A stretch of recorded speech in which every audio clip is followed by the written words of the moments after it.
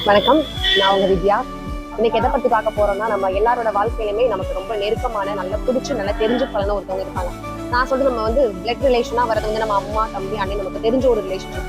தெரியாம நம்ம ஒரு வீட்டுல தான் ஹவுஸ் ஒய்ஃபா இருக்கோம்னா, பக்கத்து வீட்டுல இருக்கவங்க நமக்கு ஒரு அக்கா தங்கச்சின்ற பாண்டிங் வந்து ஃப்ரெண்ட் ஆயிருப்பாங்க. இல்ல வெளியில ஒரு வேலைக்கு போற இடத்துல அண்ணன், தம்பி, அக்கா, தங்கச்சி நல்ல ஒரு க்ளோஸ் ஃப்ரெண்ட் அந்த மாதிரி ரிலேஷன்ல வந்து பாண்டிங்ல வந்து இல்ல என்ன சொல்ல வரேன்னா, அவங்க நல்ல பாண்டிங் கிரியேட் ஆகும் போது அவங்க வந்து புரிஞ்சதுக்கு அப்புறம் தான் ஓகே நமக்கான அக்கா, நமக்கான தங்கச்சி, நமக்கான ஃப்ரெண்டுன்னு சொல்லி பழக ஆரம்பிச்சிருக்கோம்.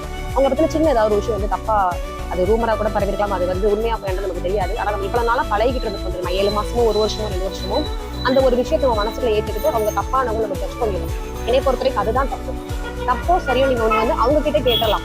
இல்லைன்னா எப்படி அந்த ஒரு விஷயம் தப்பாக இதெல்லாம் நம்ம நினைச்சுக்கணும் எல்லாமே தப்பா இருக்காதா? நம்ம ஒருத்தவங்களை புரிஞ்சு அண்டர்ஸ்டாண்ட் பண்ணி தான் நமக்கு அந்த ரிலேஷன்ஷிப்ல போய் நம்ம பேசி பழகுறோம். ஸோ அந்த ஒரு விஷயம் எப்படி தப்பா இருக்க முடியும்? நீங்க அவங்க இடத்துல இருந்து யோசிக்கலாம் ஒண்ணு, அப்படி இல்லைன்னா அவங்க கிட்ட டேரக்டா பேசலாம். இதுதான் பிரச்சனைக்கான சொல்யூஷன். இல்ல அப்படின்னா நீங்க அந்த ரிலேஷன்ஷிப் வந்து ஸ்டாப் பண்ணிக்கலாம்.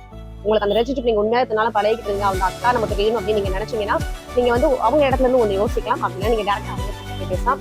எனக்கு தெரிஞ்ச ஒரு சொல்யூஷன். உங்களுக்கு என்ன ஒரு சொல்யூஷன் தெரியும், நீங்க கமெண்ட் செக்ஷன்ல தாராளமா சொல்லலாம், லைக் பண்ணலாம். இது வந்து ஃபர்ஸ்ட் டைமும் அதுக்கு அடுத்து பார்த்துக்கிட்டீங்கன்னா சப்ஸ்கிரைப் பண்ணிக்கலாம்.